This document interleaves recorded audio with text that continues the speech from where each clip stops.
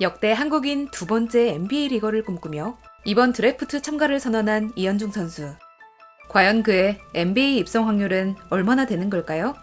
이현중의 가능성에 대한 여러 의견이 커뮤니티에서 분분한 가운데 팬들의 관심은 과연 그가 드래프트 컴바인에 초청을 받을 수 있냐 여부였습니다. 드래프트 컴바인이란 쉽게 말해 드래프트 참가 선수들의 쇼케이스를 의미하는데요. 컴바인에서는 선수들의 운동 능력 및 신체 측정, 메디컬 테스트는 물론 슈팅과 스킬 드릴, 여기에 5대5 미니게임까지 진행합니다. 각 구단의 단장, 감독 등 여러 스태프들이 참가하기 때문에 컴바인의 결과물은 실제 드래프트에 큰 영향을 미치겠죠. 드래프트 컴바인에 초청을 받는다는 것은 NBA에서도 인정받는 유망주라는 의미이며 보통 참가하는 선수들의 인원은 60에서 70명 정도입니다. 하지만 아쉽게도 이현중은 이번 NBA 드래프트 컴바인에 초청받지 못했는데요. 물론 그는 곧바로 또 다른 기회를 노렸습니다. 바로 매년 여름마다 열리는 G리그 엘리트 캠프였죠. 컴바인에 들어가지 못한 선수들이 주로 참가하는 엘리트 캠프는 드래프트 컴바인과 마찬가지로 신체 측정 및 5대5 경기를 진행하는 이벤트입니다. 여기서 두각을 드러낼 경우 컴바인에 추가 합류할 가능성도 존재하기에 이현중에게 이번 엘리트 캠프는 무척 중요한 기회였습니다. 실제로 현재 농구 팬들에게 이름이 낯설지 않은 테렌스 맨이나 맥스 스트러스는 엘리트 캠프를 거쳐 NBA에 입성한 선수들입니다. 그리고 엘리트 캠프 첫날이었던 5월 17일, 이현중은 블랙팀의 주전 포워드로 출전했습니다. 그는 첫 번째 야투 시도를 놓쳤으나 전반전 4분경 투맨 게임 이후 깔끔한 패스를 선보이며 어시스트를 기록했죠.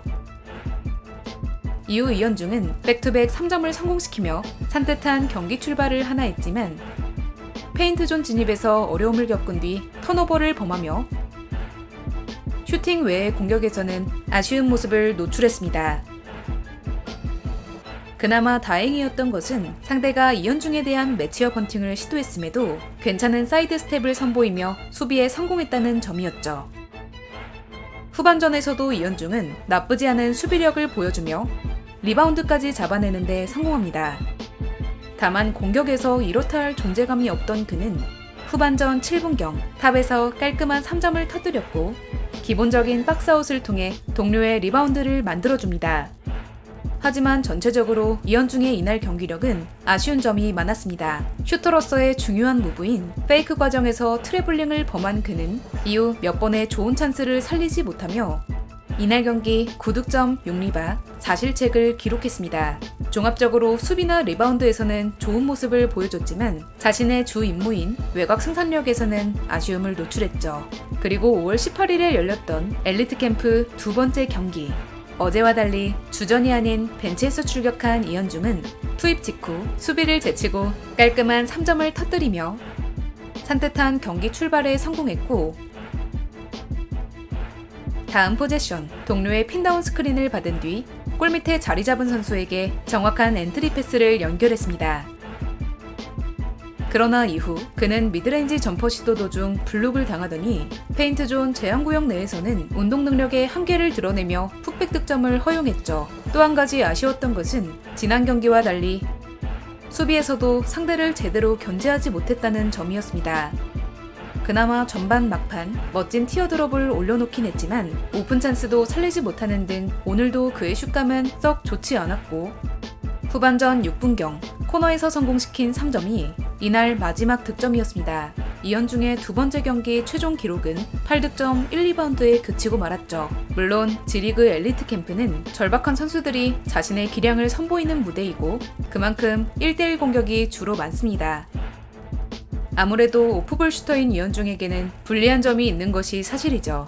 하지만 그동안 이현중에게 호의적이었던 샘 베시니 기자마저 그의 경기력, 특히 불안한 볼 핸들링을 지적했을 만큼 이현중의 엘리트 캠프 퍼포먼스는 다소 아쉬웠습니다. 한편 캠프 두 번째 날 이현중의 신체 측정 및 슈팅 테스트 결과가 공개되었는데요. 그의 착화키는 203cm, 윙스팬은 205cm로 측정되었습니다. NBA 스몰 포워드들의 평균 착화키가 200cm, 윙스팬이 208cm인 것을 감안하면 비록 윙스팬은 평균 이하이긴 하나 장신 슈터로서의 장점은 또 한 번 증명되었다고 볼 수 있었죠. 다만 그는 제자리 점프를 의미하는 스탠딩 버티컬 테스트에서 63cm를 기록하는 데 그쳤는데요. NBA 선수들의 평균 스탠딩 버티컬이 71cm인 것을 생각하면 역시 이현중의 운동 능력은 NBA 평균 아래라고 봐야 할 것 같습니다. 한 가지 기분 좋은 소식은 한 구역에서 슈팅을 던지는 스팟업 슈팅 부문에서 이현중이 80%의 성공률을 기록하며 캠프 참가자 전체 1위를 차지했다는 점이었죠. 그러나 아쉽게도 이현중의 드래프트 컴바인 참가는 좌절되고 말았습니다. 18일에 발표된 컴바인 추가 초청자 명단에 그의 이름은 들어가지 않았고 이로써 이현중의 NBA 도전은 다소 험난해졌습니다. 이 소식이 아쉬운 이유는 역대 NBA 드래프트를 살펴봤을 때 컴바인에 참가한 선수가 우선적으로 뽑힐 확률이 매우 높기 때문입니다.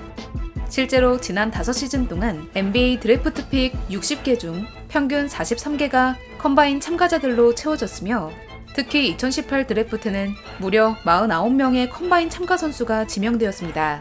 이런 점들을 종합해 볼 때 이현중의 컴바인 참가 불발은 매우 안타까운 소식입니다.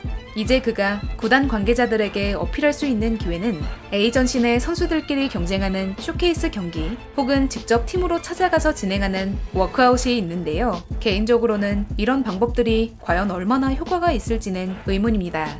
아무래도 드래프트가 가까워질수록 각 구단들은 컴바인에 참가하는 선수들 위주로 정보를 수집하기 때문이죠. 하지만 좌절만 할 수는 없는 법. 이현중의 NBA 도전이 아직 끝난 것은 아닙니다. 바로 컴바인에 참가하지 못하고도 드래프트에 지명되는 선수들이 존재하기 때문이죠. NBA 구단들은 해외 유망주들을 제외할 경우 1년에 평균 3명의 컴바인 미초청자들을 지명하는데요. 이런 선수들 중 가장 유명한 사례로는 현재 샌안토니오에서 뛰고 있는 조쉬 리차드슨을 들 수 있습니다. 리차드슨은 컴바인에 참가하지 못하고도 2015 드래프트에서 2라운드 10픽으로 마이애미에 지명되었고 지금까지도 훌륭한 커리어를 보내고 있습니다. 그리고 설령 이현중이 드래프트가 되지 않더라도 후에 열리는 서머리그에서 좋은 활약을 보여준 뒤 언드랩 계약을 맺는 길도 분명 노려볼 수 있습니다. 실제로 최근 NBA 팀들은 연봉 절감을 목적으로 일부러 드래프트를 하지 않고 추후에 계약을 하는 경우가 많기 때문이죠. 냉정히 볼 때 점점 험난해지고 있는 이현중의 NBA 도전. 그러나 드래프트까지는 아직 한 달 이상의 시간이 남아 있습니다. 이현중 선수가 남은 기간 동안 좋은 모습을 보여주며 NBA 입성 확률을 조금이라도 높일 수 있기를 농구팬의 한 사람으로서 간절히 기원해봅니다.